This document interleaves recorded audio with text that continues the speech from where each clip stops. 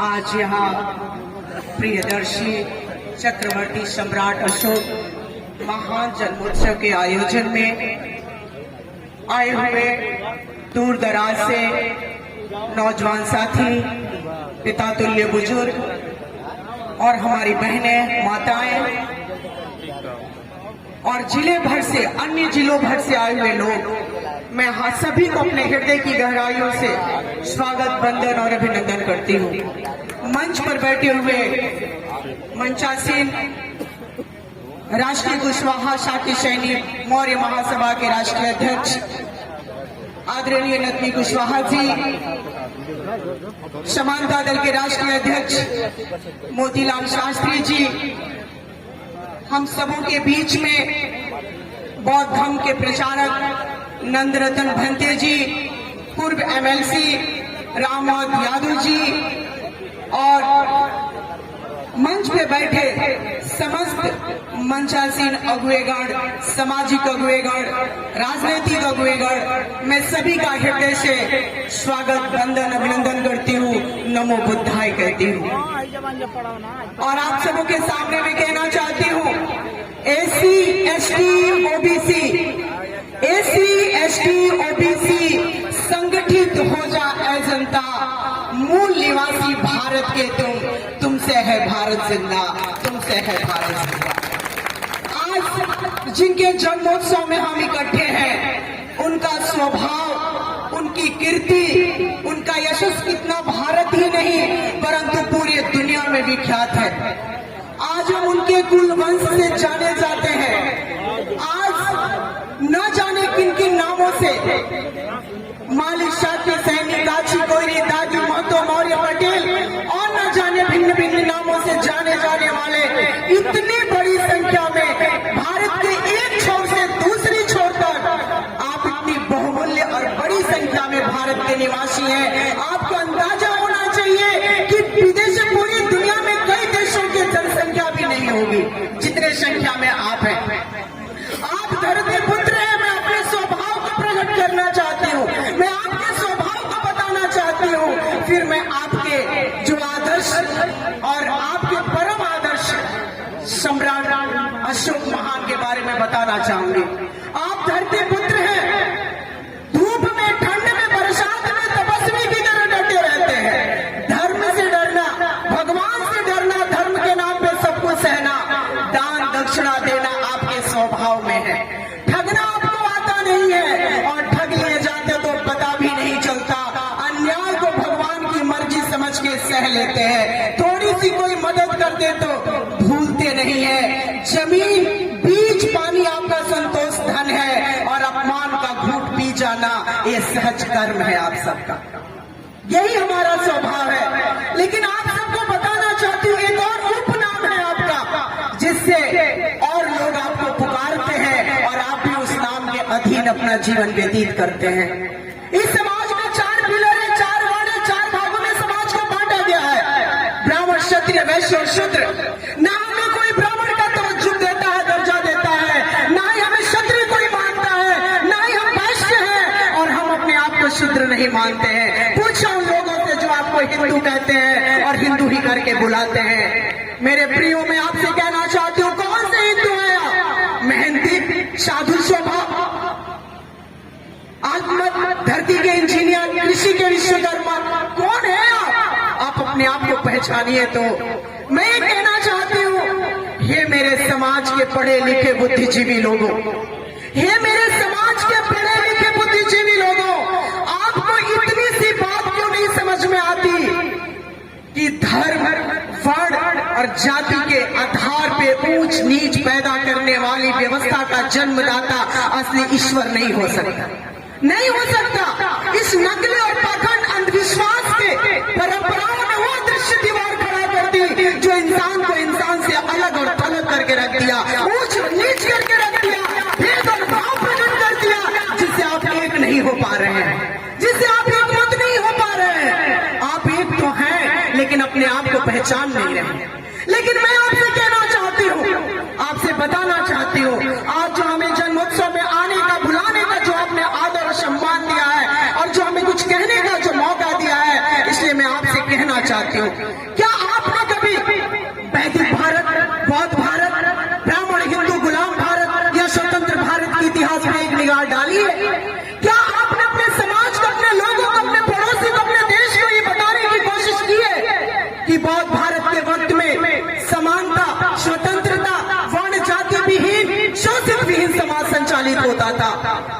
आपको बताना चाहती हूँ मेरे प्रियो कि सारी पिछड़ी जातियां और अधिकार विहीन दलित जातियों ने शाक्य पुत्र महात्मा बुद्ध के नेतृत्व में ज्ञान की वह लपट पैदा कर दी कि पाखंड की सहायता से धन पैदा करने वालों का खात्मा हो गया। लेकिन पाखंडियों ने हार नहीं मानी। हमारा देश एक स्वर्ण युग था, पाखंडियों ने हार नहीं मानी। आपको मैं बताना चाहती हूँ, मौर्य वंश के जो मौर्य साम्राज्य के संस्थापक चक्रवर्ती सम्राट चंद्रगुप्त मौर्य की जीवन की कहानी फर्श से लेकर अर्श तक पहुंचे थे। जिस चंद्रगुप्त मौर्य के आगे यूनानी घुटने टेकते थे, आज उसके औलाद, उसके वंशज, उसके सपूत, उसके लोग आज क्या कर रहे हैं? अपने आप का मूल्यांकन करिए, अपने आप का मूल्यांकन करिए कि आप हैं कहां और होना कहां चाहिए। कलिंग युद्ध के बाद आपको बताना चाहती हूँ, जिस मौर्य के, जिस सम्राट के आज जन्मोत्सव में हम शामिल हैं, ईरान से लेकर मयान तक उनका साम्राज्य बढ़ता ही चला गया, बढ़ता ही चला गया।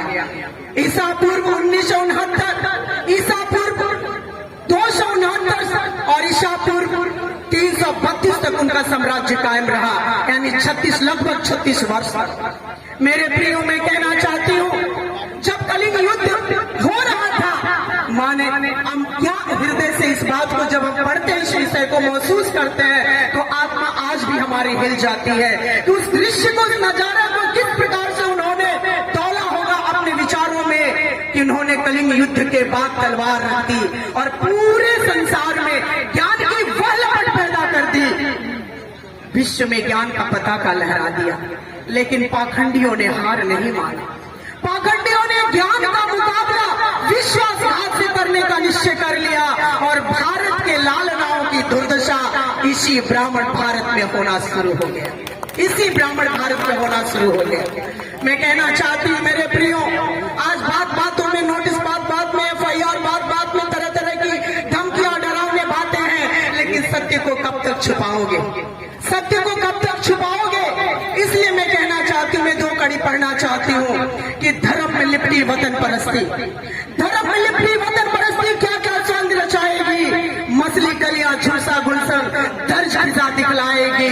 धर्म में लिपटी वतन परस्ती क्या क्या स्वांग रचाएगी। यूरोप जिस दहशत से, अब भी यूरोप का नाम सब लोग सुना होगा, यूरोप जिस दहशत से अब भी सहमा सहमा रहता है, डर लगता है वही वहशत मेरे मुल्क में आग लगाएगी, डर लगता है वही वहशत मेरे मुल्क में आग लगाएगी। धर्म में लिपटी वतन परस्ती क्या क्या स्वांग रचाएगी। नफरत में जो पले बड़े हैं, नफरत में जो पले बड़े हैं, नफरत में जो खेले हैं, आगे आगे देखो उनसे नफरत क्या करवाएगी, आगे आगे देखो उनसे नफरत क्या करवाएगी। मेरे प्रियो, मैं कहना चाहती हूँ आपको, मैं कहना चाहती हूँ, एक इस देश में 2 प्रकार से धाराएं चल रही हैं, 2 प्रकार की धारा है। एक धारा में, एक विचारधारा में RSS और संघ परिवार है, और दूसरी धारा में BR अम्बेडकर के विचारधारा, लोहिया जी के विचारधारा, पेरियार साहब के विचारधारा, लेनिन साहब के विचारधारा और महात्मा गांधी के विचारधारा। इन विचारों में हमें उठने का, बैठने का, संघर्ष करने का, देश निर्माण करने का एक बहुत बड़ा इतिहास है जो देश को निर्माण करता है। और एक दूसरी विचारधारा है जो हर एक विचारधाराओं को एक एक करके सबको खत्म कर देना चाहती है, सबको खत्म कर देना चाहती है। इसलिए हमारी समय की समाप्ति है और मैं सिर्फ 2 बातें कह के अपनी बातों को विराम देना चाहूंगी। मेरे प्रियो, इस देश में सबने रूल किया, सबने रूल किया, सबके रूलिंग को आप देख रहे होंगे, जान रहे होंगे, पढ़ रहे होंगे, महसूस कर रहे होंगे।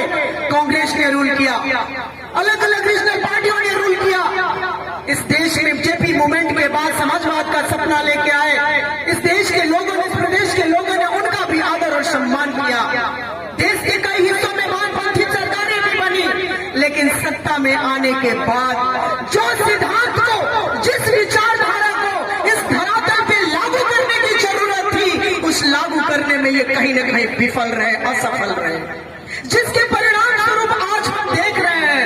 हम एक विचारधारा की बात नहीं कर रहे हैं, चाहे वो लिबरल हो, प्रोग्रेसिव हो, डेमोक्रेटिक हो या लेफ्टिस्ट हो या फिर सोशलिस्ट हो, कोई भी विचारधारा हो। इसलिए मैं कहना चाहती हूँ मेरे प्रियो, वो इसलिए नहीं बढ़ रहे हैं कि ताकतवर हैं, वो इसलिए बढ़ रहे हैं क्योंकि हम बटे हुए लोग हैं, एक बंधन में बटे हुए लोग हैं, वर्ण व्यवस्था में बटे हुए लोग हैं, जाति व्यवस्था में बटे हुए लोग हैं, विचारधारा में बटे हुए लोग हैं। इसलिए मैं आपसे कहना चाहती हूँ, संभल जा, सुधर जा, यही वो समय है।